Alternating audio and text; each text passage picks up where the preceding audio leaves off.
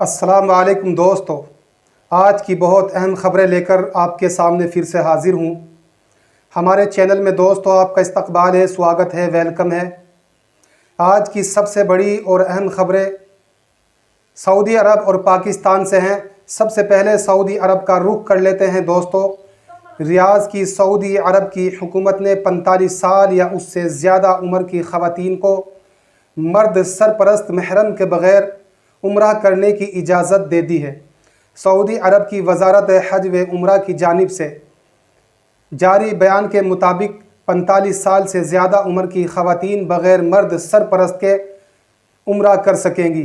ख़बरों के मुताबिक दोस्तों बताया जा रहा है महरम के बग़ैर 45 साल या उससे ज़्यादा उम्र की उन ख़वातीन को उम्रा वीज़ा जारी किया जाएगा जो ख़वातीन के ग्रुप में शामिल होंगी। वजारत हज व उम्रा के मुताबिक 45 साल से कम उम्र की ख़वातीन को महरम के बग़ैर उम्रा अदा करने की इजाज़त नहीं दी जा सकेगी। इससे पहले दोस्तों कोरोना वैक्सीनेशन न करवाने वाले अफराद को भी उम्रा अदा करने और हरमैन शरीफैन में नमाज की अदायगी की इजाज़त दी जा चुकी है। अब चलते हैं दोस्तों एक और बड़ी ख़बर की तरफ। ये ख़बर पाकिस्तान से आ रही है। पाकिस्तान में इस वक्त दोस्तों इमरान खान की कुर्सी इस वक्त ख़तरे में है। पाकिस्तान के इमरान खान प्राइम मिनिस्टर चंद दिनों के मेहमान हैं अपनी कुर्सी पर। पूरी ख़बर क्या है दोस्तों मैं आपको तफसील से विस्तार से ज़रूर बताऊंगा। अगर चैनल पर आप नए हैं तो चैनल को ज़रूर सब्सक्राइब कर लें ताकि आने वाली सच्ची और बेबाक ख़बरें आप तक पहुंचती रहें। चलिए दोस्तों शुरू करते हैं पूरी ख़बर क्या है। पाकिस्तान के प्रधानमंत्री इमरान खान अपने सियासी कैरियर के सबसे मुश्किल दौर में इस वक्त गुजर रहे हैं। विपक्ष का अविश्वास प्रस्ताव उन्हें चैन की सांस नहीं लेने दे रहा है। आज पाकिस्तान की संसद में उनके खिलाफ लाए गए अविश्वास प्रस्ताव पर बहस शुरू होगी। हाल के दिनों में पाकिस्तान की सियासत में सारे दाव पेंच खेले गए हैं। एक के बाद एक सत्तारूढ़ तहरीक इंसाफ पार्टी की सरकार से कई सहयोगियों ने समर्थन वापस भी ले लिया है। इसी के साथ दोस्तों जहां तक सांसद में आंकड़ों का सवाल है तो वहां पलड़ा विपक्ष की ओर झुकता हुआ नज़र आ रहा है। विपक्ष के अविश्वास प्रस्ताव को 342 सांसदों की नेशनल असेंबली में 172 सांसदों के समर्थन की ज़रूरत है। मंगलवार को मुत्तहिदा कौमी मूवमेंट के विपक्ष के साथ जाने के बाद अब विपक्ष के साथ 175 सांसदों का समर्थन मौजूद है। इमरान खान के साथ अब सिर्फ 164 सांसद हैं।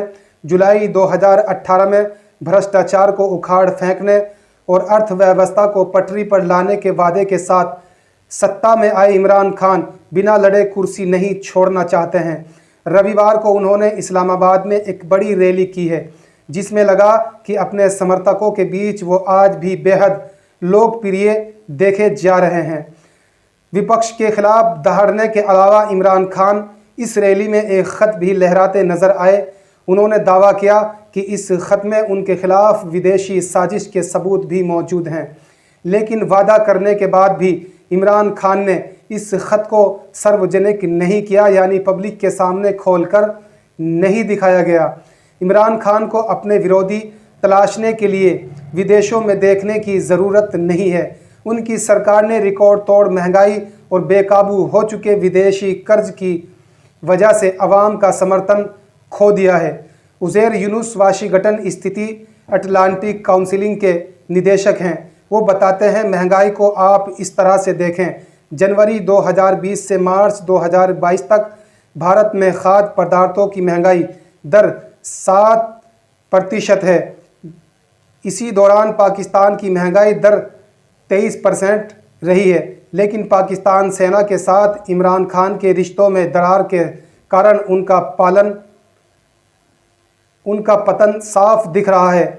ये वही सेना है जिसे इमरान खान को सत्ता में लाने के लिए जिम्मेदार बताया जा रहा है। हालांकि इमरान खान और सेना दोनों इस आरोप से इनकार करते नज़र आ रहे हैं। दोस्तों अब हम चलते हैं, जाने की इजाज़त दीजिए। इस खबर को लेकर आपकी क्या राय है कमेंट बॉक्स में बता देना। अगर चैनल पर नए हैं दोस्तों तो चैनल को ज़रूर सब्सक्राइब कर लें ताकि आने वाली सच्ची और बेबाक ख़बरें आप तक पहुँचती रहें। अस्सलाम वालेकुम।